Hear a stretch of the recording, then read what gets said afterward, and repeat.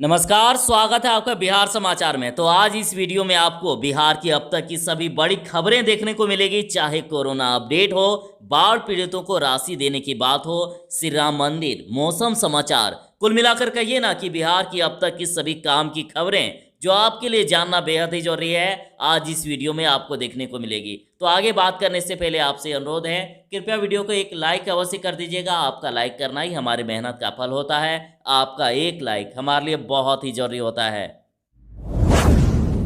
तो पटना में आज भी आंधी और पानी के आसार, और इसके साथ ही बिहार के सभी जिलों में, एक तो नहीं सभी जिलों में अगले 4 दिनों तक आंधी और बारिश के आसार हैं। राज्य में एक साथ 2 सिस्टम सक्रिय है। तो जैसे कि कहना है कि बंगाल की खाड़ी में पिछले 24 घंटे के दौरान चक्रवाती हवा का क्षेत्र विकसित हुआ है, और जो पश्चिम बंगाल, बिहार, झारखंड होते हुए छत्तीसगढ़ तक फैला हुआ है। और इसके साथ ही पश्चिम बंगाल, झारखंड से ट्रंप लाइन बुधवार को बिहार के दक्षिण हिस्से की तरफ शिफ्ट हो गया है।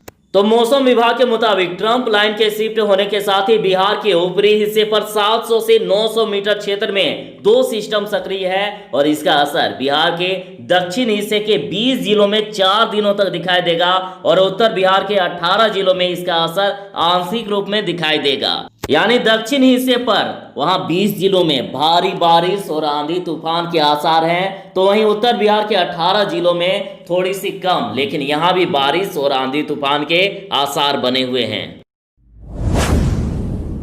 तो बिहार में 16 जिलों की करीब 66 लाख की आबादी बाढ़ की चपेट में। तो राज्य में बाढ़ग्रस्त जिलों की संख्या 16 हो गई है। मधेपुरा और सहरसा जिलों में भी बाढ़ का पानी फैलने लगा है। सहरसा के 4 और मधेपुरा के 2 प्रखंड समेत राज्य के 16 जिलों के 121 प्रखंडों की करीब 66 लाख की आबादी बाढ़ की चपेट में आ गई है, और 1379 सामुदायिक रसोई में करीब 10 लाख लोगों को भोजन कराया गया। तो जरा ध्यान दीजिए, 3,75,000 बाढ़ पीड़ितों के खाते में 6-6 हजार रुपए की राशि भेज दी गई है, और अब तक कुल 225 करोड़ की रकम बाढ़ पीड़ितों के खाते में भेजी गई है। तो आप में से उम्मीद है कि सभी को 6-6 हजार रुपए की राशि मिल गई होगी। जिन्हें नहीं मिला है, जल्द ही आप सभी को भी मिल जाएगी, क्योंकि बिहार सरकार ने यह ऐलान किया है कि 10 अगस्त से पहले सभी के खाते में 6-6 हजार रुपए की राशि भेज दी जाएगी। तो पटना जिले में कोरोना से 56 लोगों की मौत हो गई है, पर 2 मामले में ही मिली है राशि। तो देखिए, पटना जिले में अब तक 56 लोगों की कोरोना से मौत हो चुकी है, लेकिन अभी तक मात्र 2 लोगों के परिवार को ही 4 लाख रुपए की राशि मुख्यमंत्री राहत कोष से मिली है। किसी भी व्यक्ति की कोरोना से मृत्यु के बाद मुख्यमंत्री राहत कोष से मिलने वाली राशि के लिए आवश्यक कागजात बनाने और उससे संबंधित विभाग को भेजने की कार्रवाई बहुत ही धीमी है। तो जिनके परिवार में किसी की मौत हो जाती है, तो वे तो खुद ही सदमे में होते हैं, आर्थिक स्थिति भी चरमरा जाती है कई केस में। तो अतः जल्द ही सरकार को इन सभी परिवारों को आर्थिक सहायता दे देनी चाहिए। तो बिहार में प्रतिदिन कोरोना जांच 50,000 के पार, और आप देख सकते हैं कि पिछले 13 दिनों में इस प्रकार से जांच का आंकड़ा बढ़ा है बिहार में। तो राज्य में कोरोना जांच का प्रतिदिन आंकड़ा 50,000 को पार कर गया है, और मंगलवार को राज्य में सबसे अधिक 51,924 सैंपल की जांच की गई, और इससे एक दिन पहले 38,215 सैंपलों की जांच की गई थी, और अब तक कुल 7,39,000 सैंपल की जांच हुई है बिहार में। तो मुख्यमंत्री नीतीश कुमार ने 3 अगस्त को विधानमंडल के एक विशेष सत्र में ऐलान किया था कि 15 अगस्त से पहले प्रतिदिन 50,000 तक सैंपलों की जांच होने लगेगी, और इस लक्ष्य को 10 दिन पहले ही प्राप्त कर लिया है। तो माननीय सुप्रीम कोर्ट ने कहा कि सुशांत मामले की छानबीन जरूरी, और सीबीआई ने सुशांत सिंह की मौत के केस की शुरू की जांच। तो वहीं सुप्रीम कोर्ट ने पटना के एसपी को क्वारंटाइन करने पर महाराष्ट्र को फटकार लगाई। तो देखिए, मुख्यमंत्री ने केंद्र को धन्यवाद दिया कि सीबीआई की जांच के मामले में केंद्र सरकार ने जल्द ही प्रतिक्रिया दिखाई। तो केंद्र सरकार ने बॉलीवुड अभिनेता सुशांत सिंह राजपूत की मौत के मामले की जांच सीबीआई से कराने के लिए बुधवार को अधिसूचना जारी कर दी है। तो राशन कार्ड को लेकर बड़ी खबर आ रही है। सूचना सचिव अनुपम कुमार जी ने बताया कि गैर राशन कार्ड सुयोग्य परिवार के लिए बनाए गए 23,38,990 नए राशन कार्ड में से अब तक 98% यानी 22,90,903 राशन कार्ड का वितरण कर दिया गया है। तो उम्मीद है कि आप सभी को राशन कार्ड मिल गया होगा। जिन्हें नहीं मिला है कमेंट में आप बता सकते हैं, इसकी जानकारी बाकी को भी दे सकते हैं। तो कोरोना काल में बैंकिंग परीक्षा की तैयारी करने वाले छात्रों के लिए वैकेंसी आई है। आईबीपीएस में 1167 पदों के लिए वैकेंसी निकाली गई है और ऑफिसर पीओ और मैनेजमेंट ट्रेनी के लिए नियुक्ति के लिए नोटिफिकेशन जारी किया गया और 1167 पदों में से 587 पद अनारक्षित हैं और वहीं 233 पद ओबीसी के, 118 पद ईडब्ल्यूएस के और 159 पद एससी और 71 पद एसटी के लिए है। आपको आवेदन ibps.in पर जाकर करना होगा। अंतिम तिथि बता देता हूं, तो ऑनलाइन रजिस्ट्रेशन और आवेदन में बदलाव करने की अंतिम तिथि 26 अगस्त तक रखी गई है। तो जो लोग अप्लाई करना चाहते हैं अप्लाई कर सकते हैं 26 अगस्त से पहले। अयोध्या में श्री राम मंदिर के लिए भूमि पूजन हुआ और कहा गया कि अतीत की नींव पर आगत का आगाज। और माननीय प्रधानमंत्री नरेंद्र मोदी जी बोले कि राष्ट्र को जोड़ने का उत्सव पूरा और भारत राममय।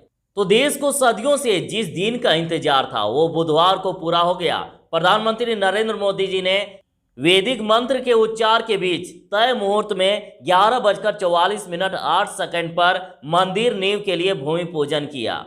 तो प्रधानमंत्री जी ने भय बिनु होई ना प्रीति का उल्लेख करते हुए कहा कि हमारा देश जितना ताकतवर होगा उतनी ही शांति बनी रहेगी। और उन्होंने राम काज किन्हें बिनु मोहि कहाँ विश्राम का उल्लेख करते हुए मोदी ने कहा कि भास्कर के संदिग्ध में भारत सरयू के किनारे स्वर्णिम अध्याय रच रहा है। आज पूरा भारत राममय है, पूरा देश रोमांचित है, हरमय दीपमय और भावुक है। उन्होंने कहा कि सदियों का इंतजार समाप्त हो गया है और करोड़ों लोगों को विश्वास ही नहीं हो रहा होगा कि वे इस पावन दिन को देख रहे हैं।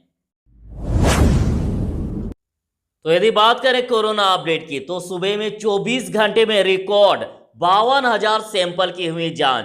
तो बिहार में पिछले 24 घंटे में 51,924 सैंपल की जांच हुई है और इसके साथ ही अब तक राज्य में 7,39,078 सैंपल की जांच की गई है और पिछले 10 दिनों में जांच की संख्या 12,461 से 4 गुना बढ़कर 52,000 अब हो गई है। और वहीं संक्रमण की दर 15% से गिरकर 5.2% ही रह गया।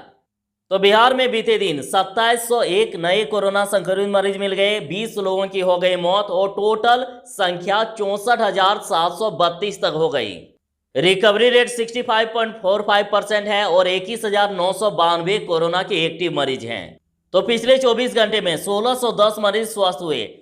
तो चलिए बात करते हैं कहां से कितने नए मरीज मिले। तो बीते दिन पटना में 379, वैशाली में 104, कटिहार में 196, पूर्वी चंपारण में 103, सारण में 164, अररिया में 33, अरवल में 28, औरंगाबाद में 42, बांका में 20, बेगूसराय में 84, भागलपुर में 99, भोजपुर में 90, बक्सर में 41, दरभंगा में 49, गया में 76, गोपालगंज में 30, जमुई में 29, जहानाबाद में 85, कैमूर में 14, खगड़िया में 23, किशनगंज में 37, मधेपुरा में 35, मधुबनी में 90, मुंगेर में 64, मुजफ्फरपुर में 92, नालंदा में 76, नवादा में 21, पूर्णिया में 65, रोहतास में 66, सहरसा में 35, समस्तीपुर में 72, शेखपुरा में 38, शिवहर में 12, सीतामढ़ी में 40, सिवान में 48, सुपौल में 63 और पश्चिमी चंपारण में 52 नए संक्रमित की पहचान हुई। तो बिहार लोक सेवा आयोग की तरफ से 2 वैकेंसी निकली है। तो देखिए, विज्ञान एवं प्रौद्योगिकी विभाग बिहार के अंतर्गत राजकीय पॉलिटेक्निक या राजकीय महिला पॉलिटेक्निक संस्थानों में व्याख्याता विद्युत नियंत्रण के कुल 119 पदों के लिए नियमित नियुक्ति के सुयोग्य उम्मीदवारों से ऑनलाइन आवेदन मांगे गए हैं। तो वहीं इन कॉलेजों में प्राचार्य के 25 पदों के नियुक्ति के लिए भी आवेदन मांगे गए हैं और आवेदन की दोनों की तिथि सेम है। तो रजिस्ट्रेशन करने की तिथि 7 अगस्त से लेकर 25 अगस्त तक होगी। तो वहीं पर 28 अगस्त तक आप परीक्षा शुल्क का भुगतान कर सकेंगे और आवेदन की हार्ड कॉपी स्पीड पोस्ट से भेजने की अंतिम तिथि 11 सितंबर तक रखी गई है। तो ज्यादा जानकारी के लिए आपके लिए वेबसाइट बता देता हूं www.bpsc.bis.nic.in। यहां विजिट कीजिए, सारी जानकारी मिल जाएगी। तो माननीय मुख्यमंत्री नीतीश कुमार ने गोपालगंज व दरभंगा में बाढ़ का लिया हवाई जायजा। तो मुख्यमंत्री नीतीश कुमार ने बुधवार को गोपालगंज और दरभंगा जिले के कई विभिन्न बाढ़ग्रस्त इलाकों का हवाई सर्वेक्षण किया और इस दौरान अधिकारियों को निर्देश दिया है कि शिविर में रह रहे सभी लोगों का रैपिड एंटीजन किट और आरटीपीसीआर से कोरोना टेस्ट जरूर कराए जाए और लोगों की अच्छी तरह से देखभाल भी की जाए। और इस दौरान उन्होंने यहां रह रहे लोगों से बातचीत करके वहां उपलब्ध कराई जा रही व्यवस्थाओं के बारे में भी जानकारी ली। रसोई घर, चिकित्सीय सुविधाओं, आवासीय कमरों का भी जायजा लिया। भोजन की गुणवत्ता को भी देखा। उन्होंने बच्चों के बीच बिस्किट भी बांटे। तो सीएम ने यहां मुफ्त मास्क का वितरण भी कराया और कहा कि काम करते वक्त भी लोग मास्क का प्रयोग जरूर करें और इससे वे खुद भी सुरक्षित रहेंगे और दूसरों को भी सुरक्षित रख पाएंगे। और इस दौरान दरभंगा के डीएम ने बताया कि यहां रह रहे सभी परिवारों के खाते में 6-6 हजार रुपए की दर से ग्रेच्युइट रिलीफ की राशि डीबीटी के माध्यम से भेज दी गई है।